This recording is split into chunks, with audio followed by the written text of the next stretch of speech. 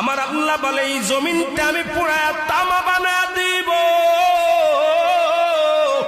এই জমিনের মধ্যে যত পানি আছে পানিগুলো আমি আল্লাহ পুরায়া ছাই বানা দিব। যেদিন কিচ্ছু বলতে কিচ্ছু থাকবে না,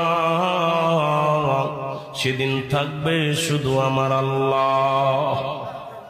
আজকে কার জন্য সুদ খাও, কার জন্য ঘুষ খাও, কার জন্য ব্যভিচার করো, কার জন্য অন্যায় করো রে মন, কার জন্য তোমরা এত বাহাদুরি করো।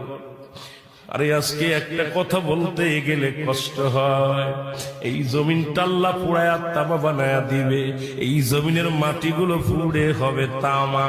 এই জমিনের যত পানি আছে পানিগুলো পুড়ে হবে ছাই। এই দুনিয়ার মধ্যে কিচ্ছু যেদিন থাকবে না, ওই তুরস্কের কত বাহাদুর, কত টাকাওয়ালা মিনিটের মধ্যে 30 সেকেন্ডের ভূমিকম্পে পথের ফকির হয়ে গেছে, রাস্তার ভিখারি হয়ে গেছে। আজকে তুমি দুনিয়ার মধ্যে কতই না মস্তানি করলা, এই দুনিয়ার কিচ্ছু নিয়ে যেতে পারবা না। এই মুসলমান, 1 নম্বর মানুষের মৃত্যু হলে 1 নম্বর বিপদ হলো মানুষের মরণ, 2 নম্বর বিপদ হলো কবর, 3 নম্বর বিপদ হলো কিয়ামতের ময়দান।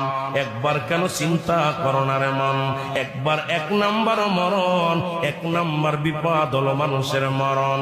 এই মরণের পেয়ালা পান করতে হবে, এর মধ্যে কোন সন্দেহ নাই। জোরে জোরে চিল্লায়া বলা যাবে না, ঠিক কিনা?